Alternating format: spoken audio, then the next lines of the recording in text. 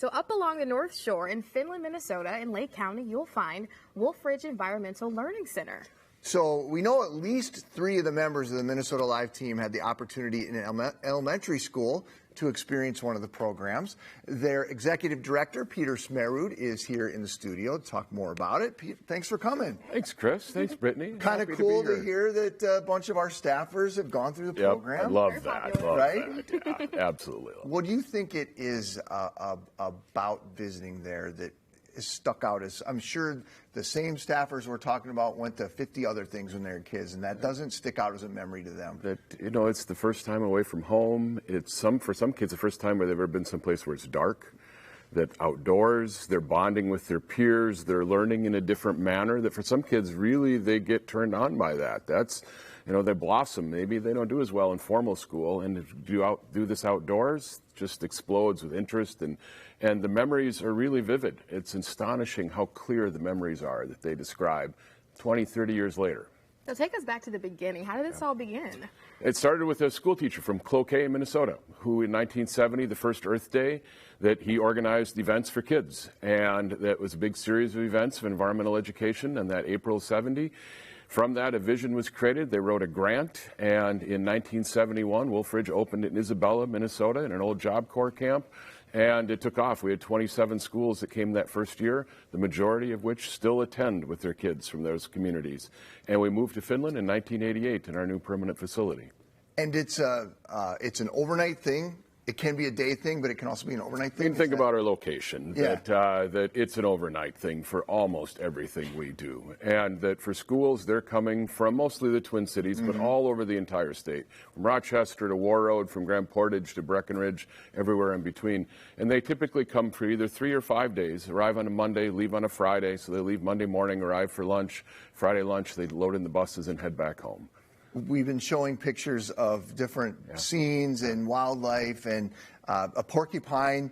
So tell us about what is the animal experience for them? That you can imagine that affective learning, something that touches one's heart a little bit as well as their head. Absolutely. That live animals are a part of education at Wolf Ridge. And so whether it's a red-tailed hawk, if it's a peregrine falcon, if it's an owl, a porcupine, we now have a fox.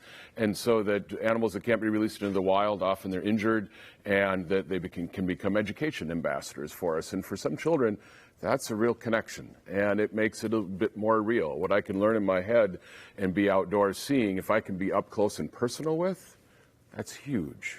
Yeah, it definitely does make a difference. Yeah, and it sounds like there's something for everybody. So talk about the programs that you offer. Certainly, the school program we've referenced is by far our most well-known, and from September through mid-June, that's what's happening. And yet, as school comes to a close, one of our dormitories, our Summit Lodge, turns into summer camp mode. And all summer long, youth are coming for summer camp, and it's an environmental ed summer camp. So you're taking classes in animal tracking, learning to canoe, taking kids camping. As they get older, they could head out into the Boundary Waters with a naturalist, where you get an education-oriented wilderness trip, or out in Isle Royal, or sea kayaking in Lake Superior. And following that, also at the same time as youth camp, there's family camp going on, and families that are passing a legacy on.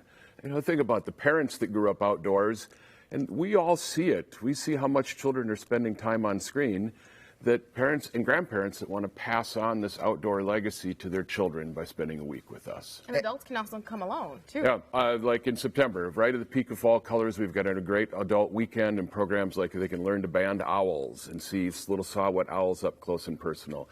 They can learn to find agates and how to polish agates, the Minnesota State Gemstone. So there's programs for adults often on weekends. So this has to be a pretty big operation. Like how many people are working there?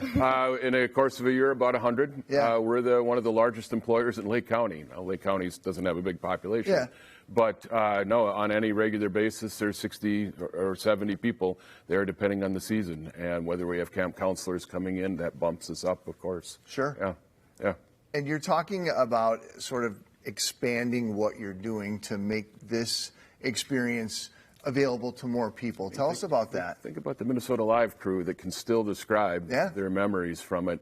Right now, only 30% of the children in Minnesota get this experience in school. And that the legislature will, in 2024, vote on something called Outdoor School for All Minnesota students. All means all. And that idea of connecting kids to the outdoors and funding a grant program that would enable students and teacher support to get this experience for all children, really create that outdoor ethic that Minnesota is known for. That's awesome. So everybody gets a chance to experience it. Exactly. What's your capacity on your? We're about a 400-bed facility. 400. Okay. Yeah. So would you have to get to expand under this if There are you're bringing more kids? There are 5 centers in Minnesota that do this sort of thing. Wolfridge is one of them in the Northeast, but they're scattered from Lanesboro up to Hackensack and several in between. Even if we filled up, that it couldn't serve even 50% of the kids. So this would be, to a certain extent, economic stimulus in rural Minnesota, because there's going to be more facilities, camps, or other education centers that are going to step up to serve this need in Minnesota. Are there ways that people can help you guys?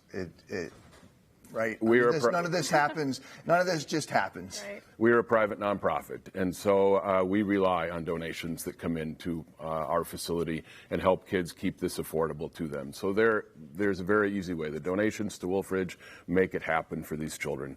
Other than that, share the story and tell kids and get students enrolled. Summer camp registrations will open by about Thanksgiving. Family programs, talk to your school teacher. Bring those kids up. We have hundreds of thousands of dollars of scholarship money for schools currently available. Oh, that's nice. Yeah. Again, it goes back to the accessibility thing, right? Exactly. We want for all. We want this for all. It shouldn't matter what zip code you have. You should be. All children should get this. I think the Minnesota Live team should go up there and have a little little sabbatical. So. Love it. Thank you so much. Thanks, Brittany. Yeah, thanks, Peter. Thanks, Chris. Appreciate it. We have a link for more information for you on Wolfridge. Just go to our website, minnesotalive.com.